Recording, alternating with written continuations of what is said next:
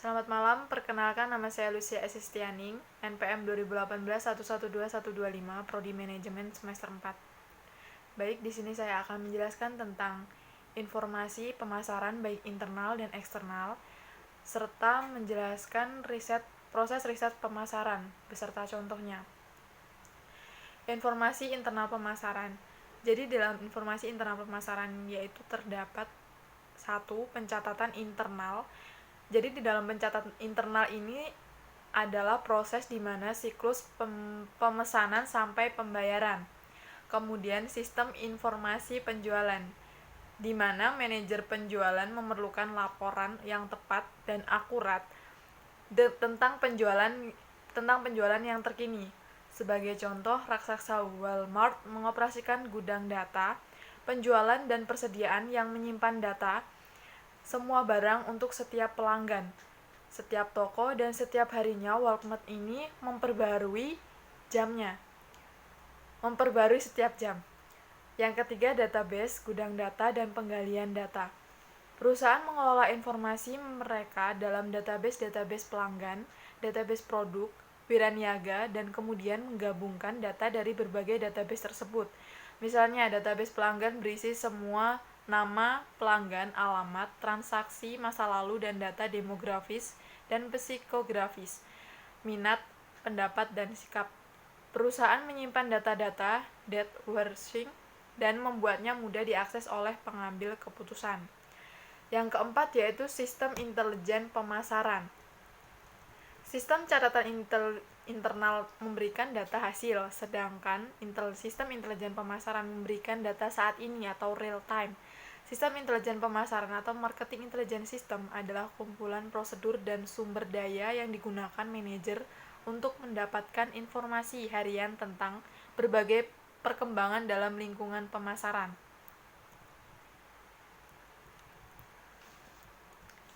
Baik, di sini saya akan memberikan contoh tentang penerapan informasi pemasaran secara internal.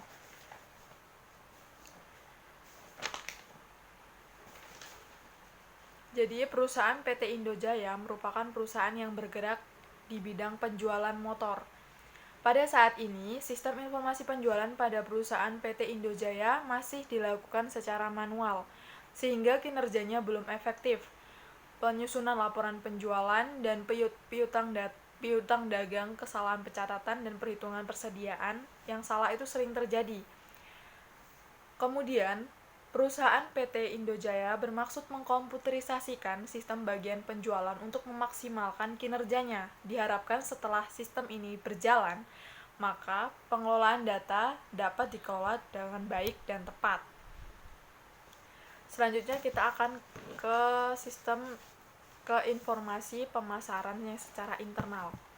Jadi di dalam informasi pemasaran secara internal terdapat yaitu 1 FAT. FAT adalah minat masyarakat terhadap suatu barang atau dalam waktu tertentu yang bersifat tidak dapat diperkirakan atau berumur pendek dan tidak penting secara sosial, ekonomi, dan politik. Contohnya, mainan spinner. Tingginya minat pasar akan spinner yang sangat cepat namun begitu singkat, sehingga banyak perusahaan yang mengalami kerugian akibat FAT. Yang kedua yaitu tren. Tren adalah arah atau urutan kejadian yang mempunyai momentum dan durabilitas. Tren lebih mudah diperkirakan daripada FAT. Tren mengungkap bentuk masa depan dan memberikan banyak peluang. Contohnya, di zaman sekarang, banyak orang yang ingin memiliki tubuh yang sehat dan atletis. Selain dengan mengonsumsi makanan yang sehat dan bergizi, sekarang telah banyak dibuka tempat olahraga yang disesuaikan dengan kebutuhan hobi masing-masing orang. Contohnya yaitu seperti tempat fitness, yoga, senam, dan aerobik. Selanjutnya,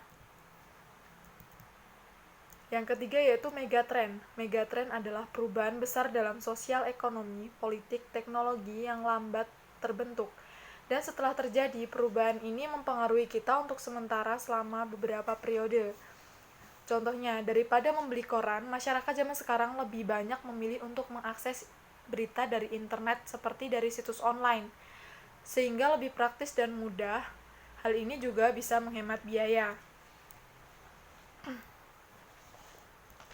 Di dalam Di dalam informasi pemasaran eksternal, kita harus mengidentifikasi kekuatan utama. Apa saja yang perlu diidentifikasi, yaitu demografi, lingkungan demografi, ekonomi, sosial budaya, alam, teknologi, dan politik hukum. Baik, saya akan memberikan contoh informasi pemasaran secara eksternal.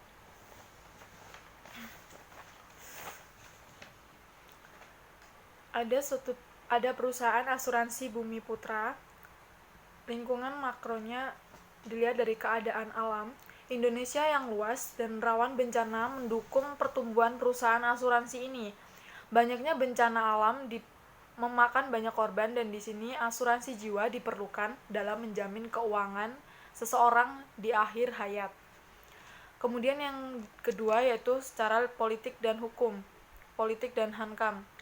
Pengaruh terhadap perkembangan perusahaan jasa asuransi ini sangat jelas terasa, di mana multi kritis di penghujung milenium kedua akibat kekacauan politik saat penghancuran rezim Orde Lama menyebabkan aset perusahaan kritis karena kurs rupiah melemah terhadap US dollar. Yang ketiga secara politik hukum.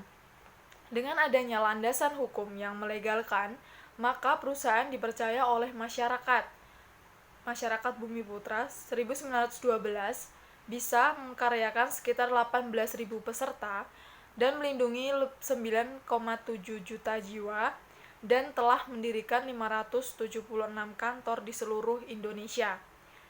Yang keempat yaitu secara ekonomi. Secara ekonomi, keadaan ekonomi yang bagus mendukung terhadap perencanaan aktivitas. Yang kelima yaitu teknologi. Perkembangan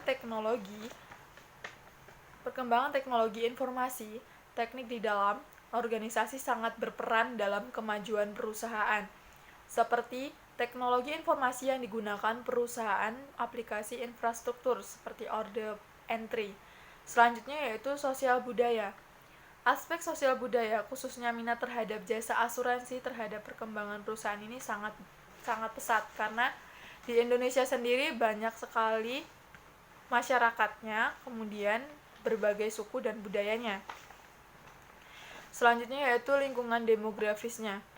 Masyarakat Indonesia sendiri yaitu sangat banyak, dan terdiri di Indonesia sendiri juga banyak pulau, sehingga memungkinkan banyak orang yang tertarik dengan asuransi ini, sehingga bisa lingkungan demografis tersebut menjadi suatu pasar.